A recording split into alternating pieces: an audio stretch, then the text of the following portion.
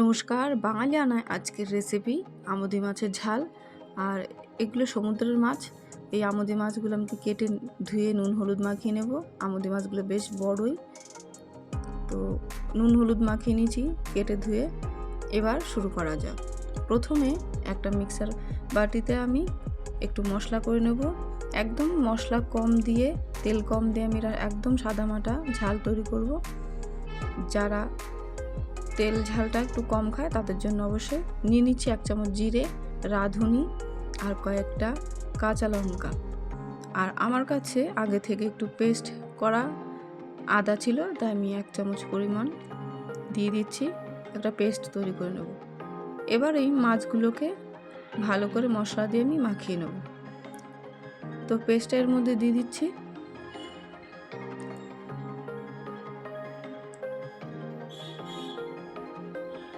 এগুলো সমুদ্রের মাছ, তো এর মধ্যে নুনের পরিমাণটা একটু কম দেব। আর দিয়ে দিচ্ছি হলুদ পরিমাণ মতো,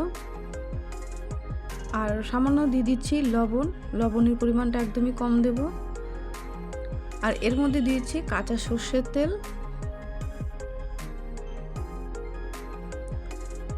এবার ভালো করে মাখিয়ে নিতে হবে। আমি এই মাছটাকে আমুদি মাছ বলেই চিনি।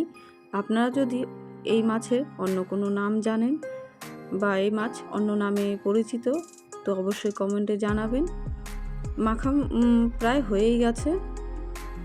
ভালো করে একটু মাখিয়ে নিচ্ছি যাতে মশলাটা পুরোপুরি সমস্ত মাছে লেগে যায়। এবার একটা কড়াই বসিয়ে দেবো। এইভাবে 2-3 মিনিট মতো আমি মাছটাকে মাখিয়ে রেখে দেবো। এবার কড়াই বসিয়ে দিচ্ছি। কড়াই তেলটা একটু গরম হলেই এর মধ্যে দিয়ে দিচ্ছি কালো জিরে ফোড়ন। ফোড়নটা একটু ভাজা হলেই এর মধ্যে মাছগুলো আস্তে আস্তে আমি পরপর সাজিয়ে দিয়ে দেব। আর মাছগুলো দেওয়ার সময় অবশ্যই কমিয়ে রাখবেন যাতে তেল না ছিটকে পড়ে, বা মিডিয়াম আঁচে রাখতে পারেন। তো এইভাবে আমি আস্তে আস্তে মাছগুলো সব একটা একটা করে এরকম করে সুন্দর করে সাজিয়ে দেব, যাতে নাড়াচাড়া না করতে হয় বেশি, তাতে মাছগুলো ভাঙবে না।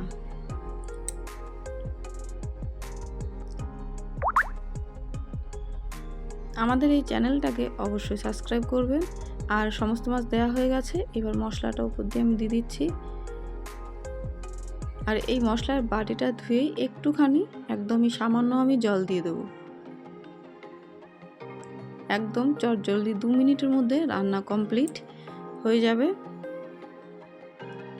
ভালো লাগলে অবশ্যই একটা লাইক করবেন আর কমেন্টে অবশ্যই জানাবেন। আর দিয়ে দিচ্ছি এর মধ্যে কাঁচা লঙ্কা 2টো, আর দিয়ে দেব ধনেপাতা কুচি। ঝোলটা ফুটে এসছে। এই ধনেপাতা কুচিটা দিয়ে আমি ঢাকা দিয়ে দেবো যাতে মাছটা ভালো করে সেদ্ধ হয়ে যায়।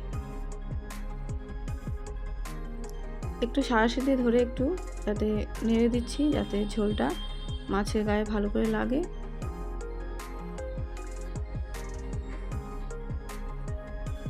এবার একটা ঢাকনা দিয়ে ঢেকে দেব।